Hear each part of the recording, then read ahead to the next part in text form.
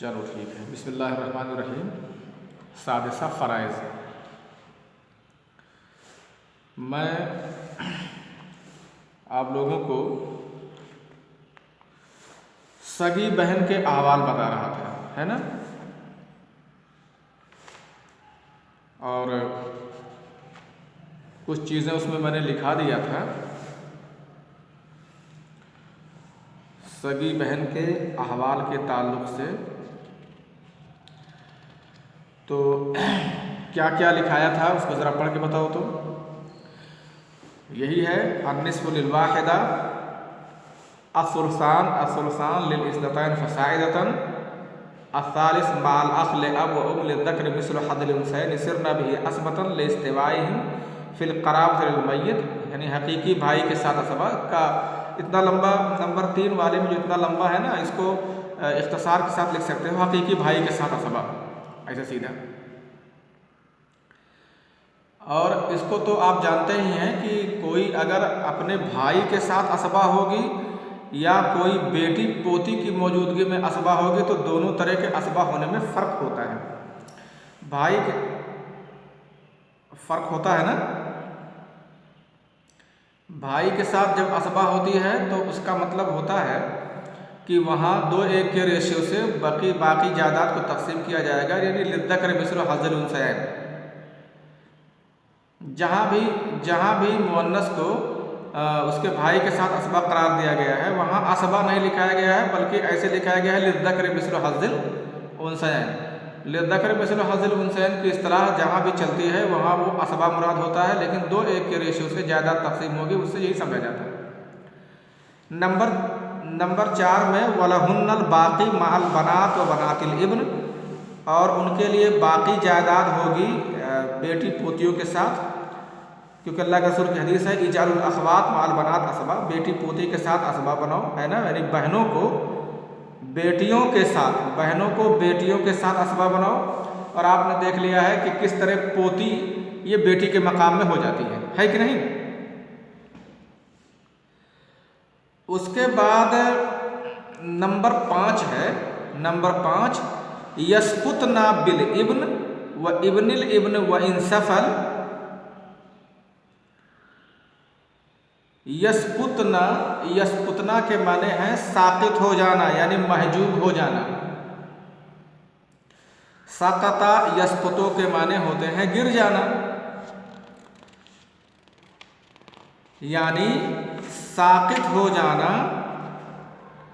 मतलब महजूब हो जाना, हिस्सा ना पाना। यस्कुतना बिल इब्नी, अगर किसी का बेटा जिंदा है ना, बेटा जिंदा है या पोता अगरचे निचले दर्जे का हो, तो निचले दर्जे के पोते के बारे में आप जानते हैं कि भाई बेटे का बेटा हो या पोते का बेटा हो या पड़पोते का बेटा हो, तो ये सभी को पोता ही बोलते हैं, है ना। यस्कुतना बिल इब्न व इब्निल इब्न, इब्नुल इब्न के आगे व इंसफल आगे लिख लोगे, व इंसफला अगरचे निचले दर्जे का हो, व इंसफला अगरचे निचले दर्जे का हो। निचले दर्जे का और 2 ही इस्तिलाह चलती है ना। अगर फ़रा के बारे में है तो वहीं सफला लिखाया जाता होगा, लिखा रहता है। और अगर उसूल के बारे में, बाप दादा के बारे में या माँ तो वहीं आला, या मुअन्नस है तो वहीं अलत लिखा दिया जाता है, ठीक है ना। यस्कुतना बिल इब्न व इब्निल इब्न व इंसफल व बिल अब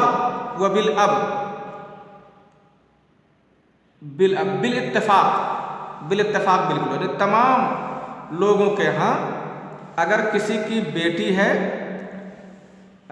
बहन बेटी नहीं, अल-अख़वात की बहस है ना, किसी की सगी बहन है, उसका बेटा है उसके साथ, या बेटा है, या बेटा ना हो तो पोता हो या बाप हो, इन तीनों में से कोई एक हो या सभी हो, किसी एक का होना ही काफ़ी होता है रोकने के लिए।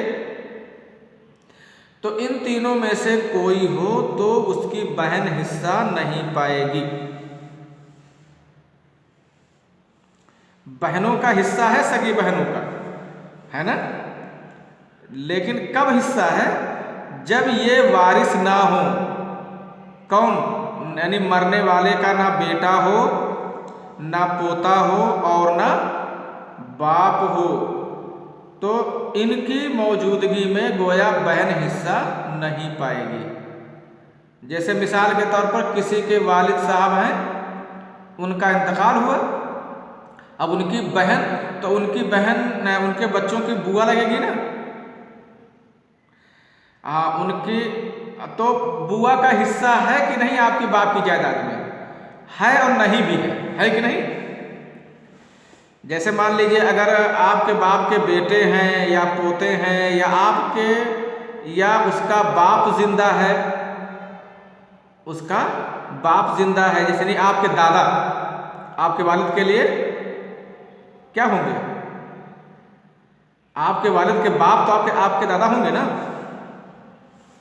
तो इन तीनों की मौजूदगी में मुत्तफ़क़ा फैसला है कि बेटे या पोते या बाप की मौजूदगी में सगी बहन को हिस्सा नहीं मिलता है। लेकिन अगर उसका दादा जिंदा है, मय्यत का दादा, बाप नहीं, कौन जिंदा है? दादा जिंदा है, तो अब दादा, देखो दादा दूर हो गया ना। हाँ, आवाज नहीं जा रही है क्या?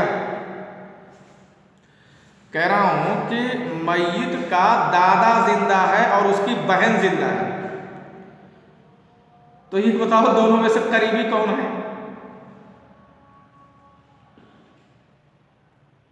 हाँ, मय्यत का बाप नहीं, मय्यत का बाप ये तो बहन से करीब है, तो बिल्कुल क्लियर है ना।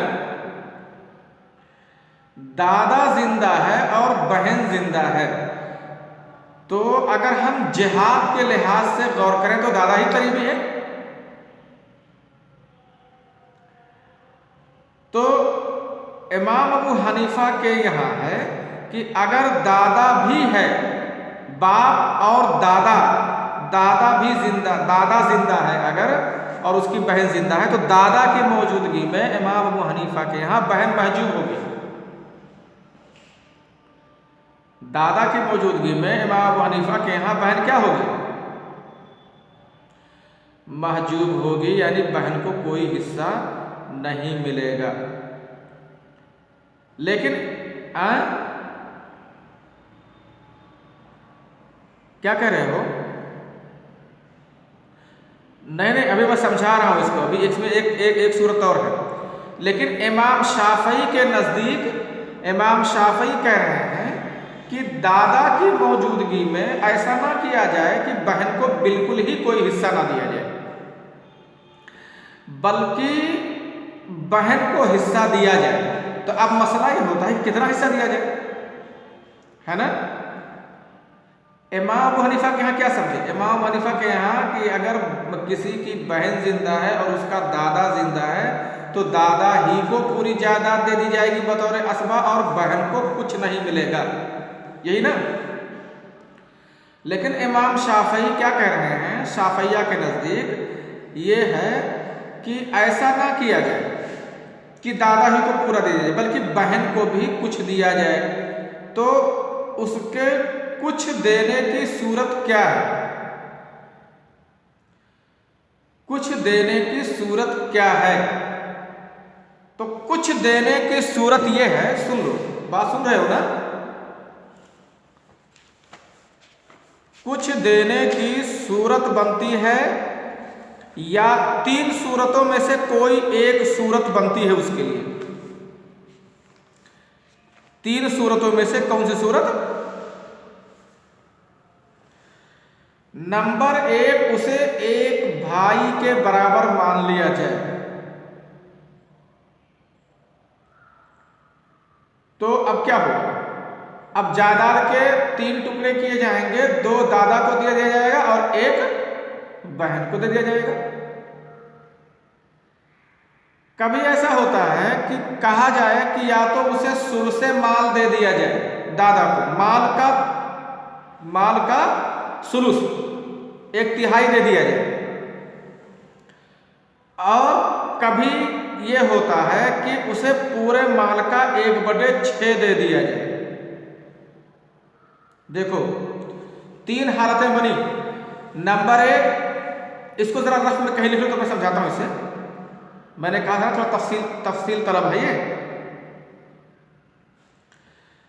नंबर 1 ये है कि इसे एक भाई के बराबर मान लिया जाए।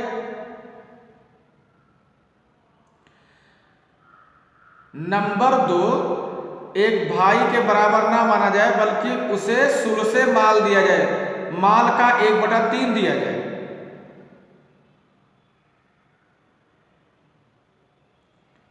नंबर 3 ये है कि उसे पूरे माल का 1/6 दिया जाए, 6 दिया जाए। अब ये देखा जाएगा कि तीनों बारी बारी दे करके देखा जाएगा।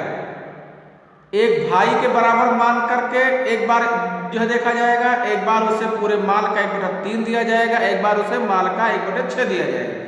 इन तीनों सूरतों में से जिस सूरत से भी दादा को ज्यादा हिस्सा मिलेगा वही सूरत दादा के हक में नाफिज कर दी जाएगी, और बाकी जो मतलब बचेगा वो बहन को दे दिया जाएगा। कभी कभी ऐसा होता है ना, कभी कभी ऐसा होता है कि दादा को एक भाई के बराबर मानने में दादा को ज्यादा मिलता है, कभी दादा को 1/, माल का 1/3 हिस्सा मानने में दादा को ज्यादा मिलता है, और कभी 1/6 देने में दादा को ज्यादा मिलता है। 1/3 का मतलब है ना, मतलब यह है कि सुलसुल बाकी नहीं, पूरे माल का नहीं बल्कि सुलसुल बाकी का 1/3 देने में। ठीक है, तो कौन ज्यादा बेहतर बनेगा? एक तो यह है कि भाई के बराबर मानने में, एक तो यह है कि जो है सुलुस बाकी देने में, और एक यह है कि सुदसो जमीइल माल, पूरे माल का 1/6 देने में।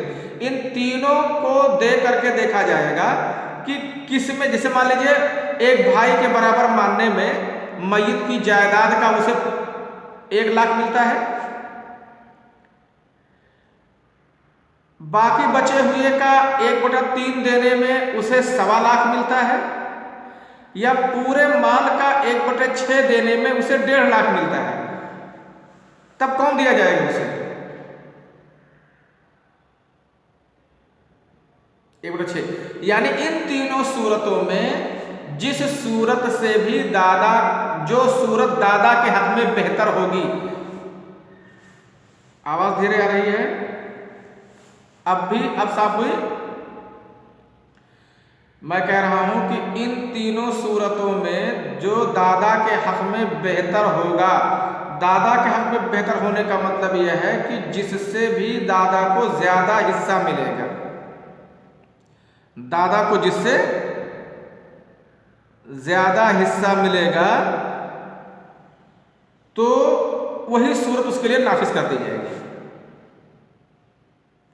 और इसको बोलते हैं मुकासमतुल जद्द। क्या कहा जाता है? मुकासमतुल जद्द किया जाएगा। इसको मुकासमतुल जद्द ये होता है कि दादा को एक भाई के बराबर कभी माना जाता है, कभी पूरे माल का 1/6 हिस्सा दिया जाता है, और कभी सुलुसे मा बकिया दिया जाता है ना,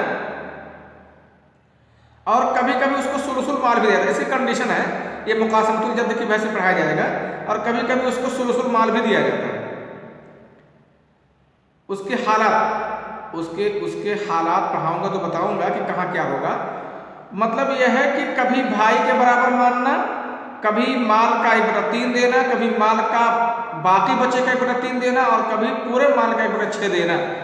तो इन तमाम सूरतों में से दादा को जिस सूरत में, अच्छा ये कैसे मालूम होगा कि किस सूरत में दादा को ज्यादा हिस्सा मिलेगा? वो तकसीम करके देखा जाएगा।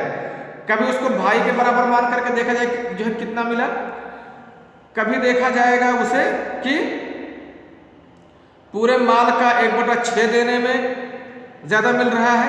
जैसे मान लो, लिखो जैसे अलमय्यत है, यहां लिखो जद और उख्त। हाँ, और उख्त लिखो।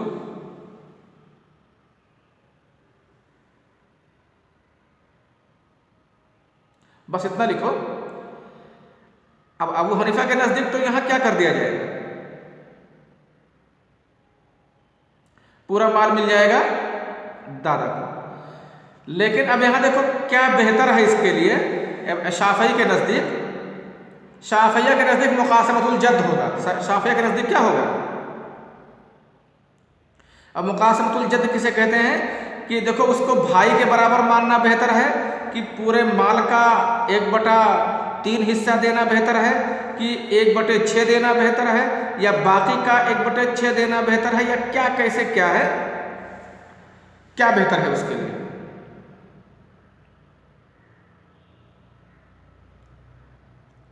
पूरे माल का 1/6 और बाकी का 1/3।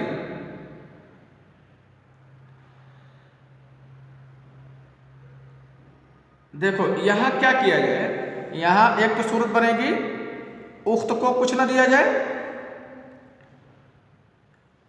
और एक सूरत ये करो कि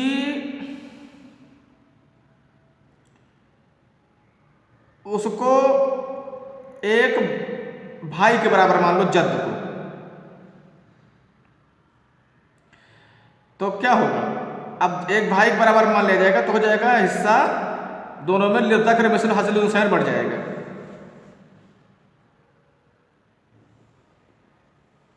हाँ, जद्द को एक भाई के बराबर, यानी डबल दिया जाए, पूरा ना दिया जाए।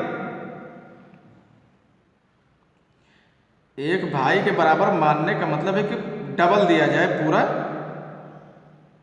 ना दिया जाए। हाँ,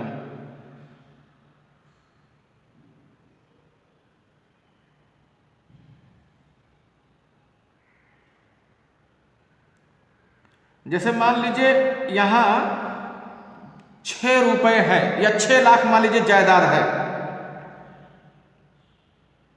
मान लीजिए मय्यत की 6 लाख जायदाद थी। तो देखो अब ये है कि दादा को पूरा का पूरा ना दिया जाए, दादा को। अब देखो इसे सुलसे माल देना बेहतर है कि भाई के बराबर देना बेहतर है कि 1/6 देना बेहतर है, किसमें उसको ज्यादा मिलता है? एक भाई के बराबर दिया जाएगा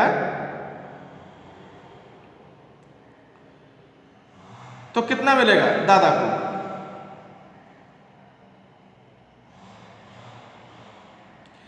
भाई भाई के बराबर दिया जाएगा तो उसे कितना मिलेगा? 4 लाख मिलेगा, और 2 लाख इसको मिल जाएगा, है ना? अच्छा, अगर 1/3 दे दिया जाए माल का तब कितना मिलेगा?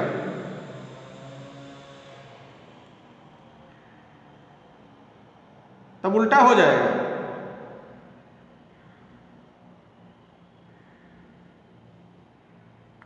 हाँ, 1/3। अब देखो भाई के बराबर मानने में ज्यादा बेहतर है कि 1/3 देने में ज्यादा बेहतर है ना? और 1/6 देने में तो और ही कम हो जाएगा।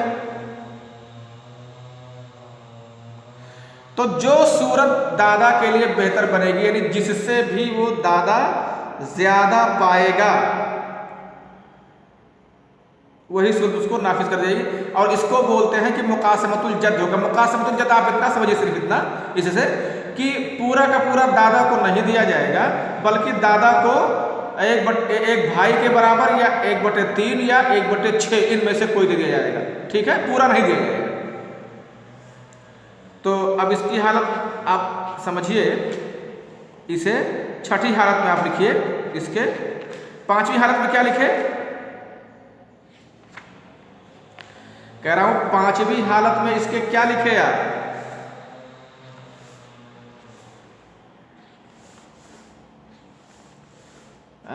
नहीं, आप बहन की 5वीं हालत में आप लिखे होंगे कि बेटे पोते और बाप की मौजूदगी में बिल इत्तेफाक महजूब हो जाएगी।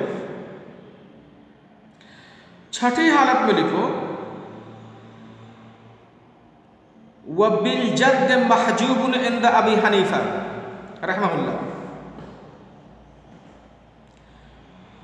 बुन इंद अबी हनीफा रहमहुल्लाह, और जद की मौजूदगी में अबू हनीफा रहमहुल्लाह के नजदीक महजूब हो जाएगी।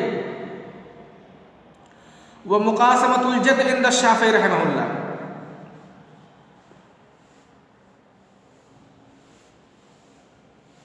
इंद शाफी रहमहुल्लाह।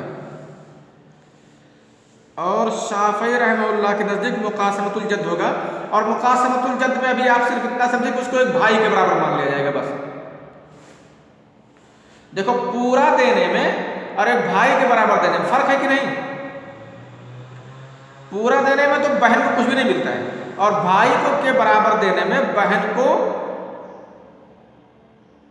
अपने, हाँ, बहन को उसका सिंगल मिलेगा। दादा को बहन का डबल मिल जाएगा लेकिन कुल का कुल नहीं मिलेगा। लेकिन जो फतवा है, फतवा इमाम अबू हनीफा के मसलक पर ही है, यानी अगर दादा की मौजूदगी में कहीं बहन आती है तो उसको महजूब कर दिया जाता है,